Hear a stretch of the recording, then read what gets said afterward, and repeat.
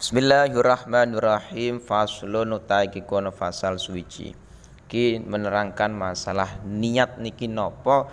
Niat niku ketika melakukan apa lah niki penting sekali. An-niyatu utawi niat iku qasdu syai'in iku nejo suwiji-wiji.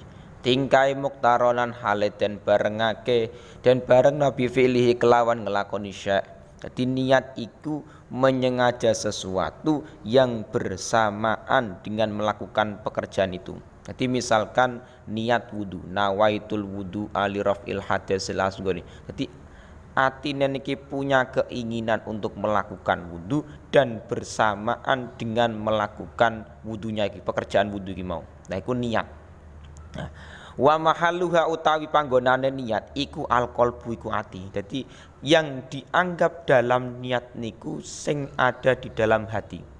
Jadi misalkan kok dia iki mau kok niating angger diucapno lagi wa talaffudu utawi ngelafatake biya kelawan niat iku sunnatun iku sunnah. Jadi ketika awak dhewe niat iku yang dianggap di dalam hati. Adapun mengucapkan niat iku hukumnya sunnah, tidak wajib. Jadi misalkan niat nawaitul wudu ali raf'il hadatsil asghari fardhallahi ta'ala. Nah, mengucapkan sing kaya ngoten niku hukume sunnah, mboten wajib. Sing penting atine ini punya keinginan untuk melakukan wudu. Misalkan tidak diucapkan tetap sah wudune. Nah, niku dalam niat asline simple. Nah, mulane dalam kasus neng kitab Kasyifatus Sajan niki ada permasalahan ketika ati dengan ucapan niki beda. Misalkan atine punya keinginan untuk melakukan sholat duhur, atine. Soalnya sholatnya jam 2 misalkan, jam 2 siang. Atine punya keinginan untuk melakukan sholat duhur, tetapi sing diucapkan iku usolli fardhol asri. Jadi yang diucapkan iku usolli fardhol asri, tapi atine punya keinginan sholat duhur, sholatnya jam 2. Nah, iku yang dianggap saya yang mana? Yang dianggap saya niku sing neng ati. Yang punya keinginan sholat duhur niku. Nah niku dalam kitab Kasyifatus saja ada. Jadi yang kita anggap niku dalam Imam Syafi'i iku mazhab Syafi'i yang dianggap dalam niat niku atine. Masalah diucapkan tidak wajib, hukume sunnah.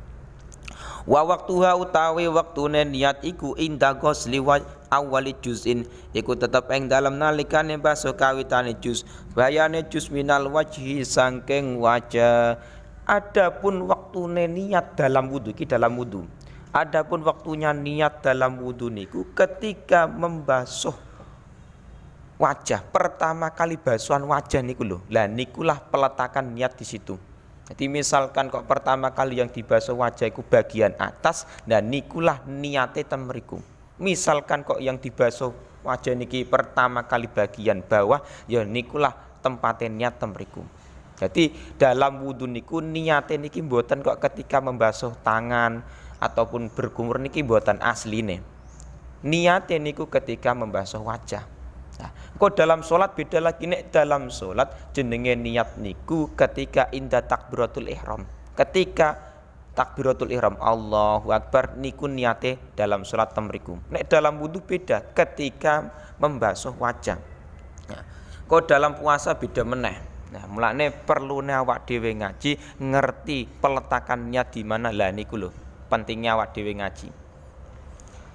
Wa tartibu tawi tertib iku ala yuqaddima iku yen ora dingenake sapa udwan ing suci ala udwin ing atase anggota kang weneh. Dadi yang dinamakan tertib dalam wudu. Nah iki mayoritas ibadah dalam Imam Syafi'i, mayoritas beliau mengatakan harus adanya tertib. Contoh dalam wudu juga ono wajib tertib.